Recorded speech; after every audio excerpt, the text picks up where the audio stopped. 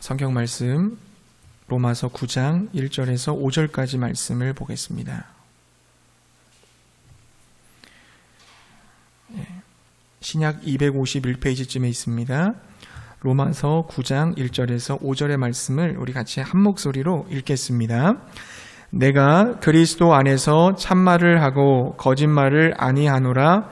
나에게 큰 근심이 있는 것과 마음에 그치지 않는 고통이 있는 것을 내 양심이 성령 안에서 나와 더불어 증언하노니 나의 형제 곧 고륙의 친척을 위하여 내 자신이 저주를 받아 그리스도에게서 끊어질지라도 원하는 바로라. 그들은 이스라엘 사람이라. 그들에게는 양자됨과 영광과 언약들과 율법을 세우신 것과 예배와 약속들이 있고 조상들도 그들의 것이요 육신으로 하면 그리스도가 그들에게서 나셨으니 그는 만물 위에 계셔서 세세의 찬양을 받으실 하나님이시니라. 아멘. 할렐루야. 오늘 주님이 우리와 함께 하시고 은혜와 축복 주실 줄 믿습니다. 네, 오늘 말씀은요, 전도를 위한 기도라는 제목으로 함께 은혜를 나누도록 하겠습니다. 바울이 이방 사람들에게 복음을 전해야 될 그 특별한 소명을 받은 사도였습니다. 그는 복음 전파를 위해서 굉장히 열심히 수고를 했지만 항상 그의 마음속에서는 떠나지 않는 사람들이 있었습니다. 그들이 바로 누구냐면 그의 동족 이스라엘 백성들이었습니다. 바울은 이스라엘 백성들을 향한 마음을 오늘 말씀에서 1절과 2절에서 이렇게 표현을 했어요. 우리 1절, 2절 말씀을 같이 한번 다시 읽어볼게요. 함께 읽겠습니다.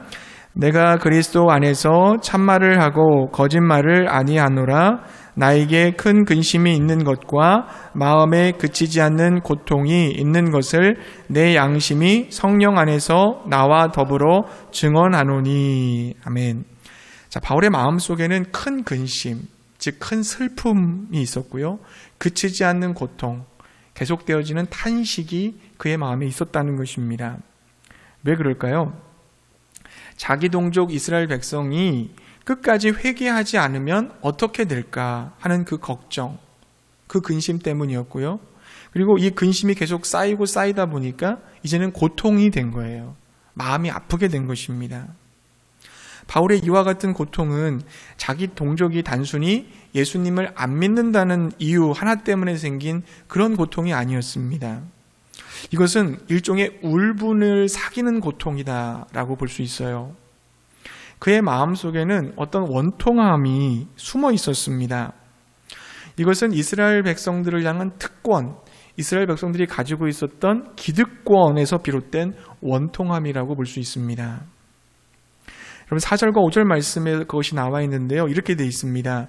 그들은 이스라엘 사람이라. 그들에게는 양자됨과 영광과 언약들과 율법을 세우신 것과 예배와 약속들이 있고 조상들도 그들의 것이요 육신으로 하면 그리스도가 그들에게서 나셨으니 그는 만물 위에 계셔서 세세의 찬양을 받으실 하나님이시니라. 아멘. 자, 바울의 동족인 이스라엘 백성들이 어떤 민족이라는 거예요? 그들은 하나님의 선택을 받은 선민이라는 겁니다. 그 선민에게는요, 무려 8가지의 특징이 나와 있잖아요. 양자됨, 영광, 언약, 율법, 예배, 약속, 조상, 그리스도. 이 8가지가 이스라엘 백성들이 하나님으로부터 받은 특별한 은총이자 특권이었다는 겁니다. 첫 번째 양자됨이라는 게 뭐예요? 하나님이 이스라엘 백성들을 선택하셔서 자기 자녀로 삼으셨다는 거죠. 자기의 자녀로 입양하셨다는 겁니다. 아무 가치도 없고 공로도 없는 그들인데 하나님이 일방적으로 그들을 선택하셔서 은혜를 베푸셔서 양자로 삼으셨다고 하니까 이스라엘 백성들의 편에서는 이게 얼마나 큰 특권이겠어요. 그리고 영광이 나오는데요. 영광은 하나님이 이스라엘 백성들을 친히 찾아오셔서 이스라엘 백성들과 함께 하고 계시는, 그들 가운데 함께 계신 것을 의미하는 겁니다. 세계 어떤 민족도 이스라엘 백성들처럼 하나님을 직접 뵙고 모시고 그 영광을 목격한 백성은 없어요. 그리고 언약은 뭡니까? 하나님이 이스라엘 백성과 약속하셨다는 거죠. 아브라함을 통해서는 할례의 언약을 하셨고, 그리고 이스라엘 백성들을 향해서는 시내산에서 율법을 가지고 언약을 맺으셨고, 그리고 이스라엘 백성을 통해서 예수 그리스도를 보내주신다라고 하는 그 약속을 하셨습니다. 그리고 율법이 있어요. 하나님께서는 이스라엘 백성들에게 특별히 율법을 허락하셨죠. 그래서 이스라엘 백성들은 다른 민족들과는 달리 하나님의 뜻이 무엇인지를 먼저 배우고 하나님의 백성답게 살아갈 수 있고 하나님을 섬기는 그 자리에 있을 수가 있었습니다. 또한 예배가 있습니다. 이 예배라는 말은 하나님 앞에 나가서 경배할 수 있는 영광과 특권을 가리키는 거죠. 또 하나님의 자녀요, 선택받은 백성이기 때문에 수많은 그 축복의 약속들이 다 이스라엘 백성들의 것이었어요. 또 조상도 있었습니다. 아브라함과 이삭과 야곱이라는 믿음의 조상을 가지고 있었고, 그리고 그 조상을 통해서 형성된 이스라엘의 역사와 전통이 있었어요. 그리고 가장 중요하신 분 예수 그리스도가 있습니다. 하나님께서는 이스라엘 백성들의 혈통을 통해서 인류를 구원할 메시아 예수 그리스도를 보내주셨던 것입니다. 이렇게 8가지의 기득권을 가진 민족이 이스라엘 백성이었단 말이죠. 바꾸어 말하면 이스라엘 민족은 어느 누구보다 먼저 예수 그리스도를 믿을 수 있는 기득권을 이미 가지고 있다는 말입니다. 이방 사람들은 구원받지 못한다 할지라도 이스라엘 백성들은 무조건 구원을 받아야 되는 거예요. 그 기회와 특혜를 누리고 있었다는 겁니다. 그걸 지금 바울이 얘기하고 있는 거죠. 구원에 관한 문제에 있어서 이스라엘 백성들은 머리가 돼야지 절대로 꼬리가 돼서는 안 될 백성들이었습니다. 근데 여러분, 실제 이스라엘 백성들의 처지는 그렇지 못했죠. 하나님의 백성이라고 자랑했던 그들이 하나님의 아들을 십자가에 처형했습니다. 뿐만 아니에요. 그들은 복음을 거부했어요. 교회를 핍박했습니다. 오직 예수 그리스도를 믿음으로 말미암아 구원받는 그 진리를 거역하고 하나님의 의를 부인하고 스스로 지혜로운 체하다가 꺾이워진 가지처럼 되어버리고 말았습니다. 구원을 제일 먼저 받아야 될 동족이 복음의 원수가 된 것을 생각할 때 바울은 그 마음이 아파서 견딜 수가 없는 거예요. 동족을 생각할 때마다 그 끓어오르는 울분과 원통함을 주체할 수 없었던 것입니다.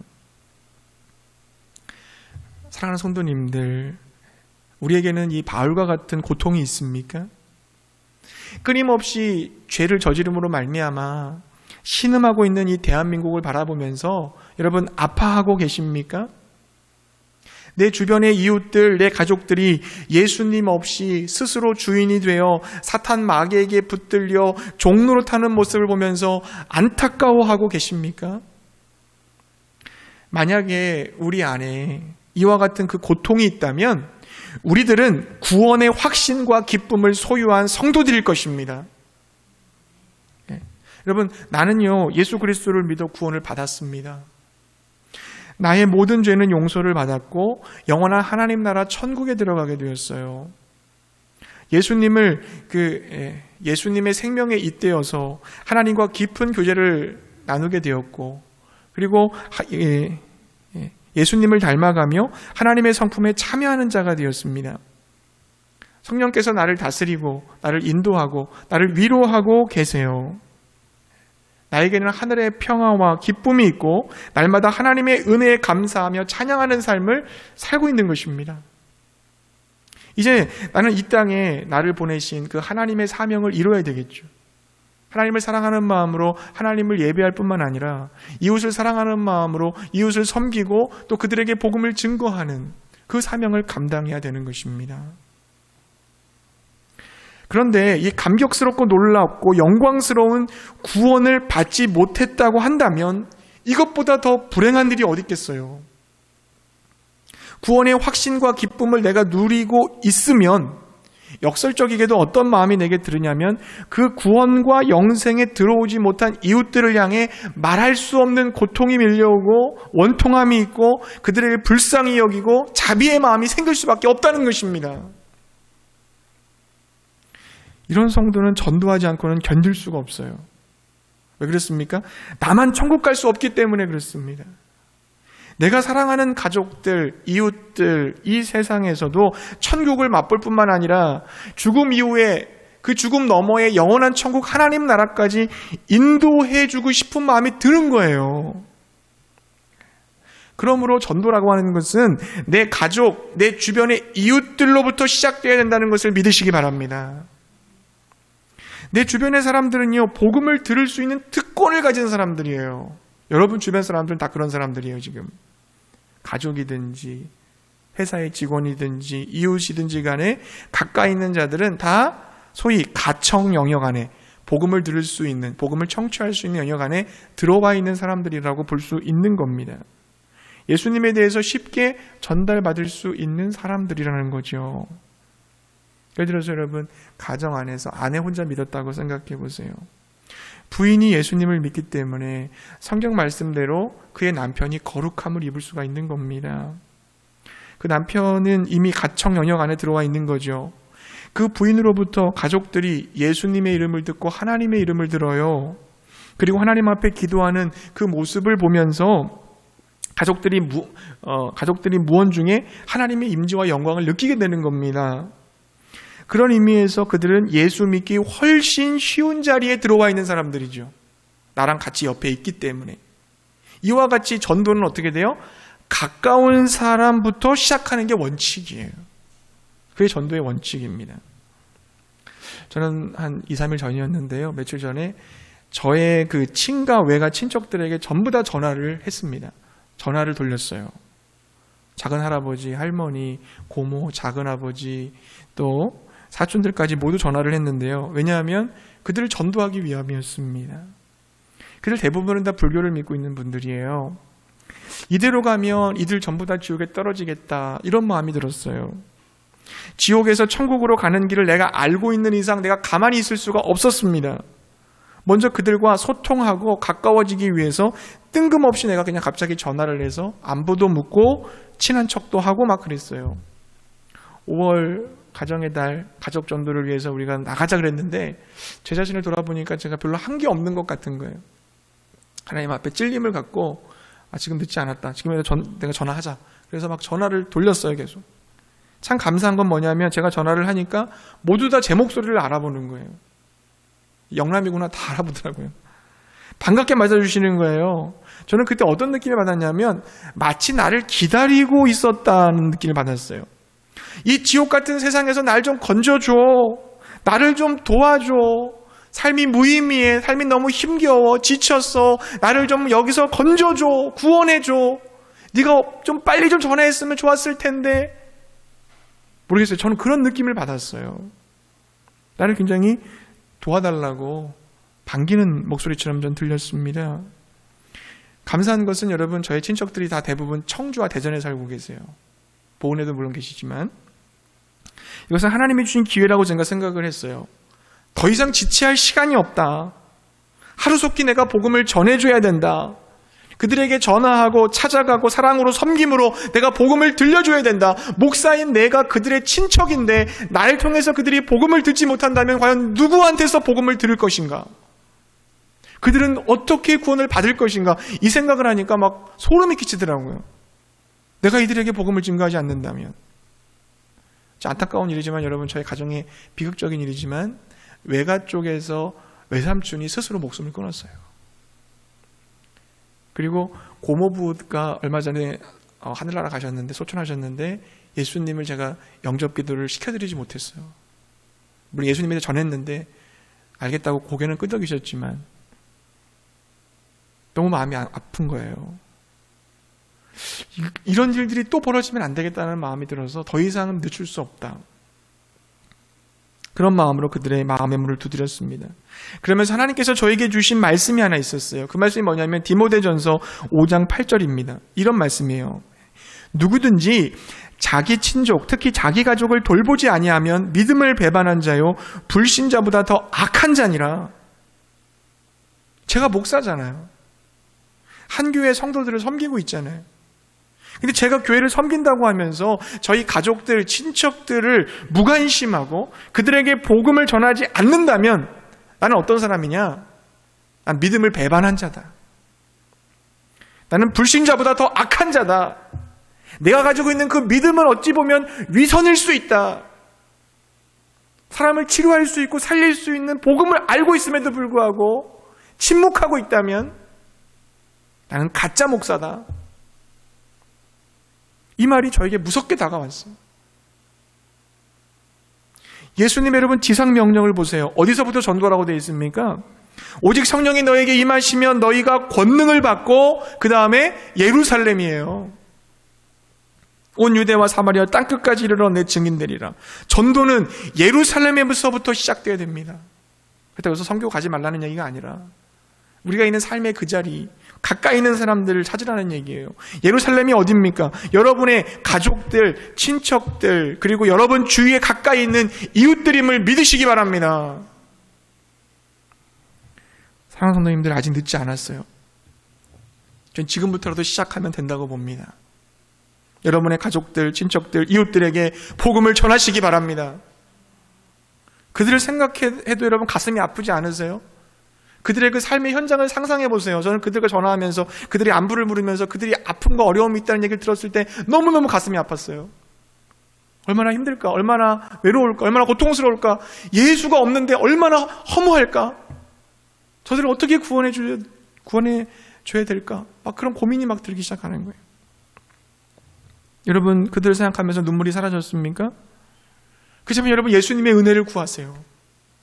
내가 구원받은 그 구원이 얼마나 영광스럽고 보배롭고 가치 있는지를 깨닫게 해달라고 기도하시기 바랍니다.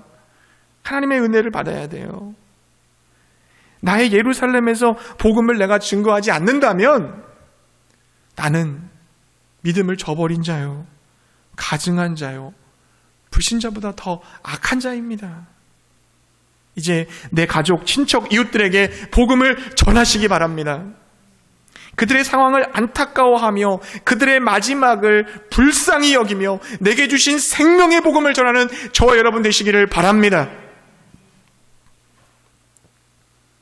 여러분, 바울은 이스라엘 백성들의 구원을 얼마나 열망했는지 3절과 같이 고백을 했어요. 우리 3절의 말씀을 함께 읽어보겠습니다. 3절 말씀 함께 읽겠습니다. 나의 형제 곧 고륙의 친척을 위하여 내 자신이 저주를 받아 그리스도에게서 끊어질지라도 원하는 바로라. 아멘. 내가 그리스도로부터 저주를 받아 버림을 받는 한이 있더라도 동족을 구원할 수만 있다면 나 그 대가를 치르겠다, 이거지. 대가를 지불하겠다는 겁니다. 바울은 자신이 하나님 앞에 진멸당하는 한이 있더라도 동족만 구원할 수 있으면 난 여한이 없다, 토로하고 있는 거예요. 바울은 동족의 고통을 함께 느끼는 데서 한 걸음 더 나아갔어요. 동족의 구원을 위해 자신이 고통받는 길을 선택하겠다는 겁니다. 이거는 실제 여러분 그랬어요. 바울은 선교여행을 하면서 가장 먼저 어디를 갔어요? 유대인 회당에 들어갔잖아요. 유대인 회당에 가서 1차적으로 그들의 민족에게 복음을 전해야겠다, 그 마음을 갖고 있었기 때문에 유대인들 찾아갔다는 거죠. 복음을 전했습니다. 근데 그 결과가 어떻게 됐어요? 가는 곳마다 박해를 당했잖아요. 유대인들한테 엄청난 핍박을 받았잖아요. 바울을 평생 동안 괴롭히고 해를 끼친 사람은 이방인이 아니에요. 그의 동족 이스라엘 사람들이었습니다. 돌로 친 사람도 동족이요, 그리고 태장을 때린 사람도 동족이요, 재판에 붙인 사람도 동족이요, 감옥에 가두은 것도 동족이었습니다. 내가 바울 죽이기까지는 내가 잠도 자지 않고 먹지도 않겠다라고 막 결의한 사람들 다 동족이었습니다. 사사건건 미움과 박해를 가한 사람 다 동족들이었습니다. 바울은 동족을 구원하기 위해서 그 대가 지불을 한 거예요. 쉬지 않고 고통을 받았습니다. 동족을 살리기 위해서 복음을 전해주는데 오히려 그들은 바울을 막 핍박했잖아요. 인간적으로 본다면 어떨까요? 이스라엘 백성 얼마나 믿겠어요. 당신들을 위해서, 주어하는 당신들을 위해서 내가 전도를 해주고 생명을 주겠다는데 나를 막 핍박해? 원수지요, 이거는. 막 이를 갈았을 것 같아요. 인간적인 마음으로 봤을 땐. 그러나 여러분, 바울은 어떻습니까? 복음을 전하기 위해서 그들이 나에게 주는 그 고통을 다 감내했어요. 다 받아들였습니다. 왜 그랬을까요? 바울이 이스라엘 백성들을 사랑했기 때문이에요. 사랑했기 때문에. 사랑. 동족을 향한 바울의 사랑이에요. 여러분, 사랑이 뭡니까? 사랑은요, 뭐 내가 조금 저 사람을 좋아한다 이런 차원이 아니에요. 좋아한다, 싫어한다는 건 기호 문제예요, 여러분. 우리 어떤 사람은 좀 약간 끌리는 사람이 있고 어떤 사람은 좀 별로 안 끌리는 사람이 있잖아요. 기호적인 문제예요. 우리가 뭐 어떤 음식을 특별히 좋아하고 싫어하는 것처럼 우리 안에는 어떤 세상적인 기호 같은 게 있거든요. 그런 기호적인 문제가 좋아하고 싫어하는 차원의 문제라면 사랑은 그런 게 아니에요. 사랑은 뭐냐면 그 상대방이 당하는 그 고통에 나를 동참시키는 겁니다. 그게 사랑이에요. 그게 사랑이에요.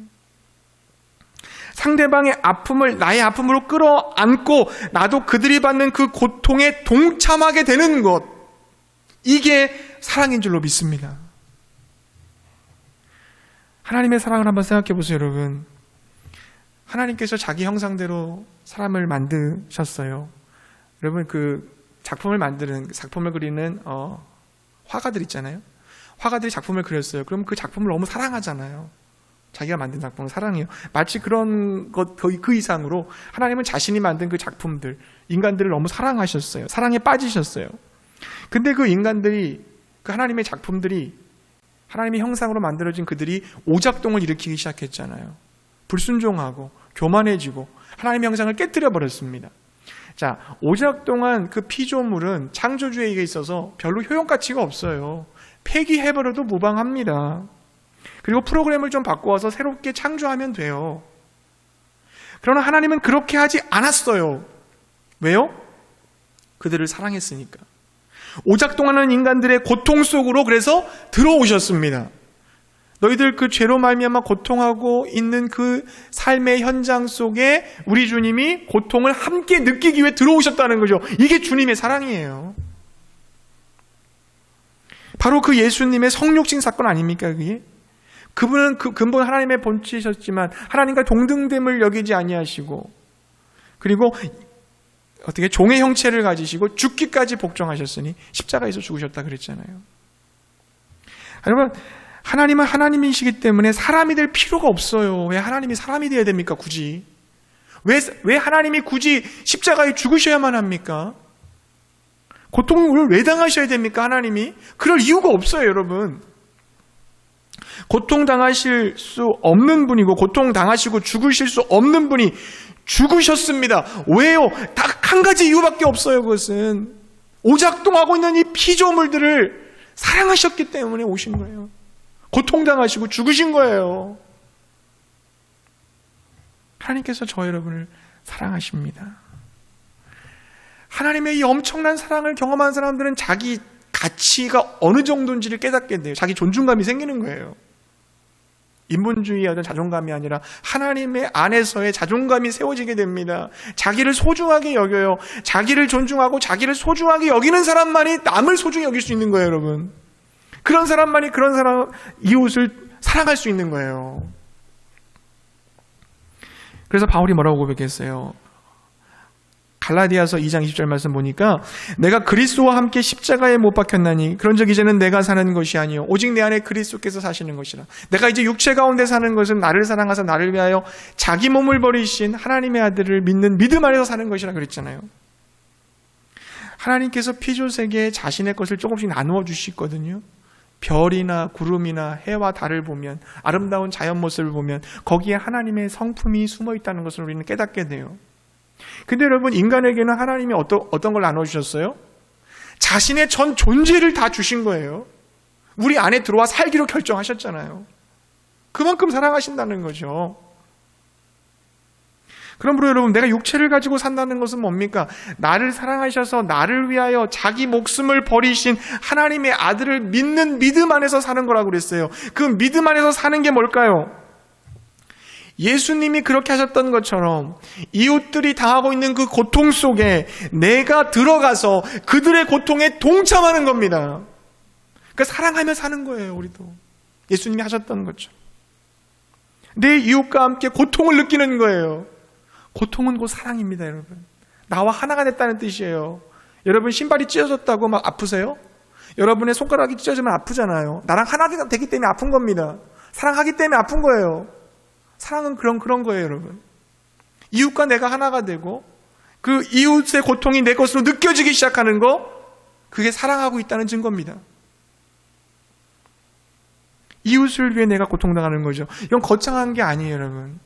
이렇게 한번 생각해 보세요. 내가 누군가를 사랑한다면요, 어떤 일이 일어나게 되냐면 상대방이 싫어하거나 힘들어하는 것을 내가 하지 않게 됩니다.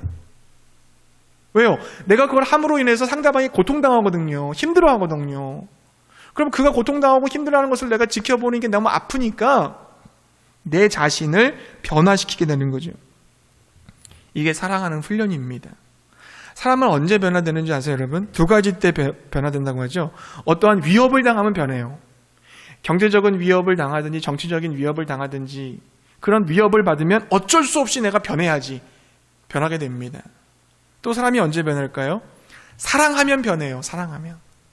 근데 그 사랑하면 변하게 되는 것은 자발적인 변함이에요. 어쩔 수 없이 변해야 되기가 아니라 정말 사랑하기 때문에 내가 자발적으로 변화가 되는 거예요. 상대방이 나 때문에 힘들어하고 어려워하고 아파하는 것을 알기에 상대방의 고통을 덜어주려고 지금까지의 내 모습을 벗어던지고 내 자아를 확장하고 내 지혜의 지평을 펴고 새로운 모습으로 변화하는 것입니다. 그게 사랑의 힘이에요. 그게 사랑의 힘이에요. 사랑하는 성도님들, 우리는 그 예수님의 사랑을 받은 자들입니다. 그 사랑을 받은 자로서 내 자신을 더 이상 미워하지 않고 사랑하시기 바랍니다. 그리고 그 사랑을 토대로 다른 사람을 사랑하시기 바랍니다. 이웃의 고통에 함께하여 이웃의 고통을 줄여주기 위해서 내가 새로운 나로 옷 입기 시작할 때, 난 그 전까지는 그렇게 안 살았는데 너의 고통에 동참하기 위해서 내가 내 자신을 바꿀게. 이게 사랑의 모습이라고 그랬잖아요. 그때 여러분이 성장하는 거예요. 여러분이 성숙하기 시작하는 거예요. 여러분이 예수님을 닮아가기 시작하는 거예요. 여러분의 모습을 통해서 예수가 보이기 시작하는 거예요. 그때 여러분의 진정한 여러분 자신이 되는 겁니다. 예수와 연합해서 예수의 생명에 있다 살아가는 그 삶이 진정한 내 모습이에요. 창조하셨던 그 원형을 회복하는 거예요. 죄로 물들어져 버린 모습이 아니라 예수 안에서의 진정한 내 모습, 사랑하며 섬기는 그 모습이. 또한 여러분, 그것을 통해서 이웃들은 생명을 얻고 더 풍성히 얻게 될 줄로 믿습니다. 그렇다면 여러분, 내 옆에 있는 그 이웃의 고통을 내 고통으로 끌어안고 대가를 지불하는 그 사랑의 실천의 모습 여러 가지가 있겠지만, 오늘은 말씀의 제목이 뭐예요? 전도를 위한 기도잖아요. 여러 가지가 있겠지만 그 중에 한 가지가 저는 기도라고 봅니다. 전도를 하기 위해서는 항상 따라다닐 게 뭐냐면 기도입니다. 나의 예루살렘에 있는 사람들, 가족과 친척과 이웃, 이 나라와 민족을 위해 우리는 기도해야 될 줄로 믿습니다. 왜 기도해야 될까요? 바울은 고린도후서 4장 4절에 이렇게 기록을 했습니다. 그 중에 이 세상의 신이 믿지 아니하는 자들의 마음을 혼미하게 하여 그리스도의 영광의 복음의 광채가 비치지 못하게 함이니 그리스도는 하나님의 형상이니라. 이 악한 마귀들이 그리스도의 진리의 복음의 빛을 확 비춰서 이들을 구원해야 되는데 그 빛을 막고 있다는 거죠. 그걸 막는 것을 걷어내기 위해서 기도하라는 거예요. 영적 전쟁에서 승리하라는 겁니다. 또 한 신학자가 이렇게 얘기했습니다. 당신이 정말 기도하는 교회를 알고 있다면 그 교회는 틀림없이 전도하는 교회일 것이다. 그리고 만약 당신이 정말로 전도하는 교회를 알고 있다면 그 교회는 틀림없이 기도하는 교회일 것이다.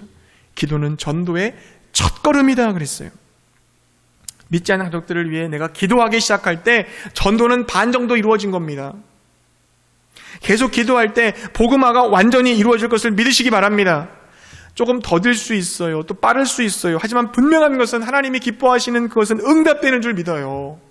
그 가족들의 고통에 동참하세요. 나는 그 고통 안 받을 거야. 너만 봐도 난 빠져나올 거야 라고 생각하지 마세요. 나는 그 가족들의 고통에 동참하면서 기도하는 겁니다. 우리는 그 기도를 회복해야 돼요. 기도할 때 잃어버린 가족들이 돌아오고 전도 대상자가 주님 앞에 돌아오게 될 줄 믿습니다. 정말 소중한 나의 전도 대상자를 구원하고 싶다면 오늘부터 목숨을 걸고 영혼들을 위해서 기도하시기 바랍니다. 하나님께서 그 기도를 굉장히 기뻐하시고 응답해 주실 거예요. 전도는 언덕이다라는 책을 쓰신 김두신 목사님이 그의 책에서 전도를 위한 몇 가지 기도 제목을 소개했습니다. 몇 가지만 나눠보기를 원하는데요. 첫 번째는 전도의 소원을 주소서, 이렇게 기도하라고 그랬어요. 전도의 소원을 주소서. 이런 거죠. 하나님, 제 소원은 하나님의 소원입니다. 아버지의 소원이 제 소원입니다. 아버지께서 가장 기뻐하시는 그것을 가장 열심히 하고 싶습니다. 저에게 전도할 수 있는 소원을 주세요. 제 소원은 더 큰 집에 살고 싶은 거 아닙니다. 더 큰 자동차 몰고 다니는 거 아닙니다. 내 자녀들이 잘 되고 출세하는 거 아닙니다. 제 소원은 아버지의 소원입니다. 전도의 소원을 주세요. 전도하고 싶은 마음에 열정을 주세요. 영혼 구원하는 그 마음, 아버지의 마음을 주세요. 이게 바로 전도의 소원을 달라는 기도예요. 여러분, 이렇게 기도하실 수 있기 바라요. 제 소원은 아버지의 소원과 똑같습니다. 전도의 마음, 영혼 구원하는 마음 주세요. 그 소원 주세요라고 기도하시기 바라요. 두 번째는 뭡니까? 둘째는 전도의 문을 열어주옵소서. 전도의 문을 열어주옵소서. 전도의 문을 가로막는 문제들이 많아요. 질병일 수도 있고, 물질의 어려움일 수도 있고, 직업이 없는 문제일 수도 있고, 결혼이 늦어지는 것일 수도 있고, 원하는 길이 풀리지 않는 것도 있고, 인간관계의 어려움을 겪고 남모르게 흘리는 눈물이 날 수도 있어요. 바로 그 순간 여러분, 우리가 뭘 위해 기도해야 돼요? 전도의 문을 열어달라고 기도를 해야 돼요. 전도의 문이 열릴 때 그 모든 문제가 해결되는 은혜가 임하게 될 줄 믿습니다.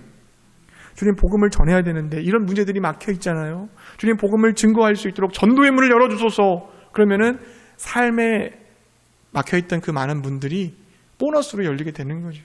주님의 전도의 문이 열릴 때 열려지게 될 겁니다. 셋째는 여러분, 뭘 위해 기도해야 될까요? 셋째는 전도의 대상자를 보내주십시오. 복음을 들을 수 있는 사람을 보내주십시오. 여러분, 사실 이 전도라는 것은 교회 오기 싫다는 사람 억지로 끌어오는 게 아닙니다. 주님은 절대 그렇게 하지 않으셨어요. 오기 싫은데 막 억지로 끌어다 앉히지 않으셨어요. 전도를 기다리는 사람들을 만나러 다니셨어요. 가난한 사람, 사회적 약자들, 복음으로 잘 준비된 사람들, 고난 속에 있는 사람들을 초청하셨습니다. 여러분, 전도 대상자를 만나게 해달라고 기도해야 돼요. 그러니까 우리는 이미 푹 익은 그런 고구마들이 있어요. 준비된 사람들이 있어요. 그런 사람들을 만나게 해주십시오. 그런 사람들을 우리에게 붙여주십시오. 기도해야 될 줄로 믿습니다. 그리고 아직 굳은 사람들에게는 계속 복음 제시를 하면서 지혜롭게 접근을 해야 되겠죠. 하나님께서 믿도록 예비시켜 놓으신 사람들을 만날 수 있도록 여러분, 우리가 기도해야 돼요. 이 밖에도 전도의 동역자를 주십시오. 또 전도할 때 불신앙과 사탄의 세력을 결박하여 주십시오. 전도에 필요한 것을 공급하여 주십시오. 재생산이 가능할 수 있도록 도와주십시오. 이런 기도 제목들을 가지고 전도에 대해서 기도하라. 그렇게 그 책에 기록이 되어져 있습니다. 사랑하는 성도님들, 저는 그런 생각을 가끔씩 해요. 우리 교회가 지역 주민들이 복음을 듣고서 막 들어오는 그런 걸 꿈꿔봅니다. 많은 사람들이 막 들어와서 하나님을 찬양하고 경배하고 예배하고 새 가족들로 막 넘치는 그런 일들이 일어나지 않을까, 저는 그런 마음에 소망이 생기더라고요. 근데 그런 일들을 가능하기 위해서는 우리가 먼저 내 가족들, 그리고 내 친척들, 이웃들을 사랑하면서 전도하실 수 있기를 바랍니다. 전도하기 위해서 먼저 기도하시기 바랍니다. 이 작은 헌신을 하나님께서는 사용하실 것입니다. 내가 주님께 모든 것을 맡기고 영혼 사랑하는 그 마음을 보시는 거예요. 주님은, 주님, 제가 저 영혼을 사랑해서 내 힘으로 할 수 없기 때문에 주님의 은혜를 구하며 무릎을 꿇어 싸우니 주여 도와주옵소서. 그 마음을 보시는 거예요. 주님은. 환자들을 위해 기도할 때도 마찬가지예요. 우리가 뭐 특별한 능력이 있어서 낫는 게 아니에요. 저 영혼을 사랑합니다. 주님, 저 영혼을 고쳐주시옵소서. 간절하게 부르짖는 그 마음의 중심을 주님은 보시는 거예요. 그 마음을 보시고 고쳐주시는 거예요. 그 작은 헌신과 그 사랑의 마음을, 그들의 고통에 동참하고자 하는 그 사랑의 마음을 우리 주님은 기억하시고 일하시기 시작하실 것입니다. 정말 믿지 않은 자들이 돌아오고 교회가 새 가족들로 넘쳐나고 하나님의 영광이 드러나게 될 줄 믿습니다. 정말 너가 믿는 그 예수가 도대체 누구냐? 나도 네가 믿는 그 예수를 믿고 싶다. 그 예수 안에 진정한 삶의 의미와 목적이, 보람이 있다는 걸, 의미가 있다는 걸 깨달았다. 나도 믿고 싶다. 그들이 항복하고 돌아오게 될 줄 저는 믿습니다. 전도 대상자들을 위해서 사랑으로 기도하며 전도하는 우리 모두가 되시기를 주의 이름으로 축복합니다.